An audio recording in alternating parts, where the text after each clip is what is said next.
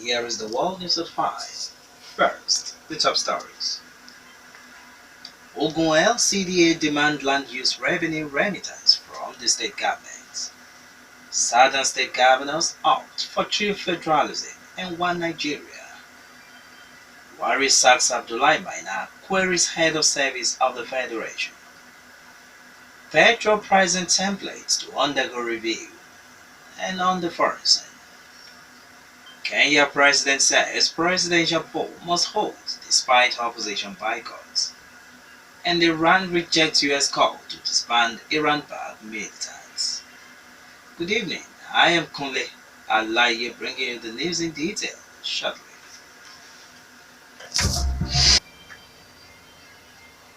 Three local council development areas (LCDA) in the state have complained over the failure of the state government to remit their share of the revenue collected on the land use charge from property owners in their areas.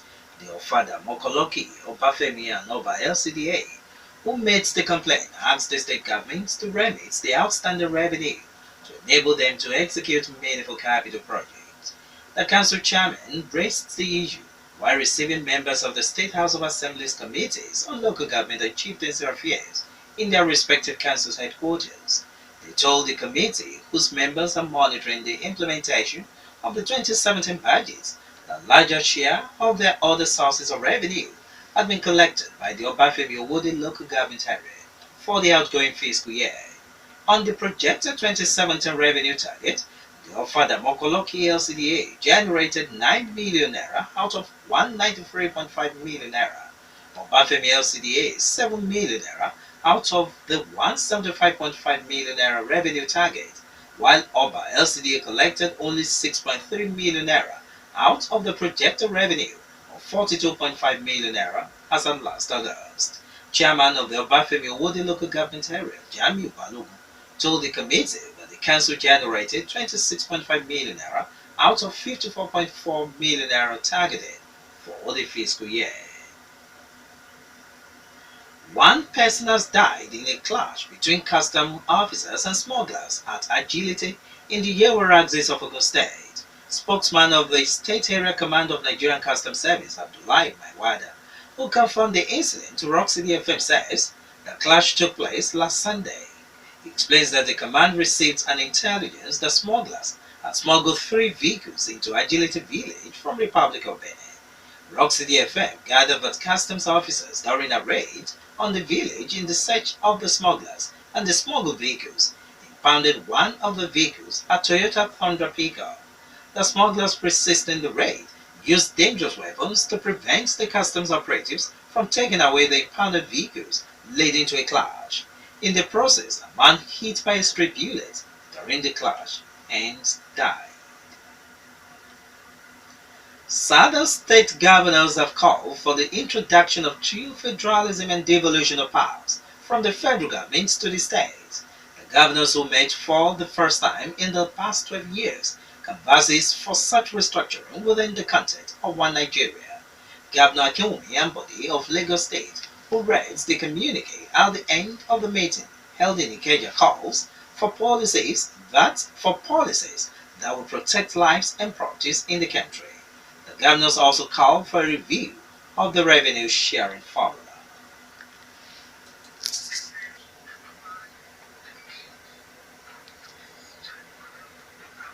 All the 17 state governors except Governor of Imo State were at the meeting, co-hosted by Lagos and Akwa Ibom State.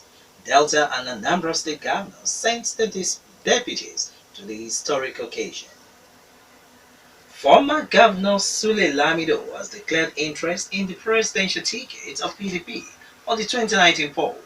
Lamido, in a letter to all PDP members, says he is ready to fly the party's flag if considered. The former governor says he is aware that he is not the only capable member of PDP seeking the presidential ticket, but hopes the race for the ticket will be fair, open, transparent, and credible to pick the right candidate. Nigeria, according to Lamido, has no alternative to PDP in 2019, which according to him will be a defining moment in Nigeria's political evolution. He says that PDP in 2019 must lead Nigeria back into a bright, progressive, and innovative future. President Muhammadu Buhari has ordered the immediate sack of a former chairman of the Presidential Task Force on Pension Reform, Abdulrasheed Naina. Presidential spokesman Femi Adesina in a statement says Buhari in a memo to the head of service of the Federation demands a full report of the circumstances of the recall on Maina and his posting to the Interior Ministry. Buhari, according to Adesina, directs the head of service to send a reply to the query to his chief of staff, Abba Kyari, within 24 hours. Maina, appointed by the Jonathan administration to head a presidential task force to rid the police pension scheme of corruption, was declared wanted by the Economic and Financial Crimes Commissions in 2012. He absconded from his post after EFCC declared him wanted over 195 billion naira police pension scam in the year 2014, in which the Senate committee indicted him. Maina was recalled back to the civil service last week, promoted to the post of a director, and posted to the Ministry of Interior.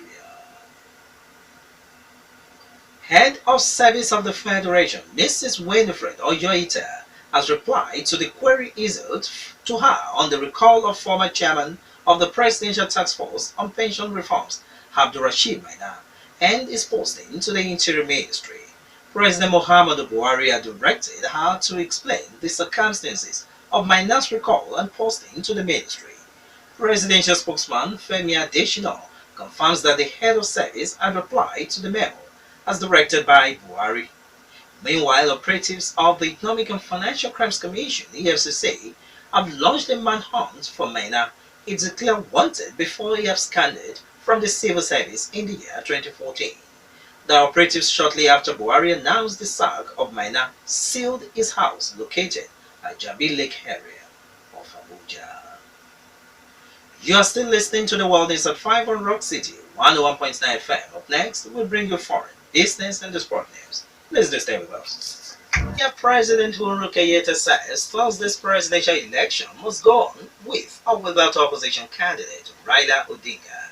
Kenyatta, addressing a rally in a Nairobi neighborhood, urges voters to come out in large numbers and vote for him. Thursday's vote is Kenya's second try this year to elect a president. The Supreme Court threw out the results of the August 8 election because of irregularities and illegalities. Opposition leader Odinga has withdrawn his candidacy, saying Kenya's Electoral Commission has failed to undertake election reforms. Kenyatta said on Monday his administration has provided the commission with the funds it needs to do its job. He expects it to deliver. U.S. Ambassador to Kenya Robert Goodegg, on behalf of 20 Western nations, including the European Union, urged all sides to come together in Kenya for a credible election. Meanwhile, supporters of Kenya's main opposition candidate Raila Odinga have taken to the street in the city of Kisumu to protest against Thursday's presidential election rerun. They want the election to be postponed until their demands for changes to the electoral system are met. Mr. Odinga has been rallying his supporters under the slogan, "No reforms, no elections." Iraq's Prime Minister has defended Iran-backed militias during talks with U.S. Secretary of State Rex Tillerson, who had criticized their role in the fighting against ISIS forces. During Mr. Tillerson's visit to Baghdad, Prime Minister Haider al-Abadi called the fighters the hope of Iraq and the region. Mr. Tillerson said earlier that the militias should disband, as the fight against the Islamic State militants in Iraq was almost over. The militias recently helped Iraqi troops seize the disputed northern city of Kirkuk from Kurdish forces. Mr. Tillerson said he believed there were moderate elements among the insurgents, and the U.S. was hoping to engage them in a peace process. Up next is business news.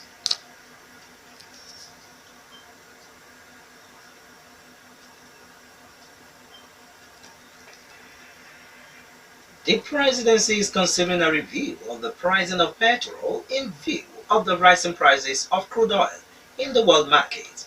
Petroleum Resources Minister of State Ibe Kachoko, who gives this indication, says the there is an urgent need for a new formula that will reduce the burden of subsidy that Nigerian National Petroleum Corporation (NNPC) is bearing. Kachoko speaking at the ongoing African Downstream Oil Trading and Logistics Expo 2017 in Lagos, says the proposed review will enable investors to forecast with some degree of accuracy cost recovery and return on investments. It suggested streamlining of the multi-layer charges by government agencies on petrol imports. The minister lists some of the challenges in the petroleum sector, as including the refineries which are battling to survive, oil pipelines that are ruptured or vandalized, and imported petrol subsidy owed to the marketers. Finally, in the world is at 5 is sport news. The management of Shooting Stars Football Club has relieved the team's technical advisor, Fatayamo, of his post. The management said that it is reviewing the status of all the remaining technical crew and will soon make decision on them. The club media officer, Jubru Arowolo, statement says the team will forever be grateful for the former technical advisor's commitment and inputs to the team. Jubril explains that the management came to the conclusion to relieve Coach Amo of his job after reviewing the performance of the team in the Nigerian Premier League last season. Cristiano Ronaldo has been named the world's best male player at the 2017 Best FIFA Football Award in London. The Real Madrid and Portugal forward beat Barcelona's Lionel Messi and Paris Saint-Germain's Neymar to the honor. Lieke Martins of Barcelona and the Netherlands won Best Female Player. Real Madrid's Zidane was named Best Men's Coach, and Netherlands' Sarina Wigman the Best Female Coach. Arsenal's Oliver Giroud received the Puskás Award for the best goal of 2017 for his Scorpions kick against Crystal Palace in January. Celtic won the Fan Award after they honored the club's 1967 Lisbon Lions with a stunning 360-degree card display on the 50th anniversary of their historic European Cup win. And that was the World News at 5, but just before we go, quick recap of the major stories once again. The World News at 5. Ogun LCDA demands land use revenue remittance from the state government. Southern state governors opt for true federalism and one Nigeria. Buhari sacks Abdullahi Maina, queries head of service of the Federation. Petrol pricing templates to undergo review. And on the foreign scene, we reported that Kenya president says presidential poll must hold despite opposition boycott. And Iran rejects US call to disband Iran-backed militants. For more stories and to listen to us live, you can please log on to our website www.rockcityfmradio.com/live. Thank you very much for listening. I am Kunle. Alaye. Have a pleasant Tuesday evening.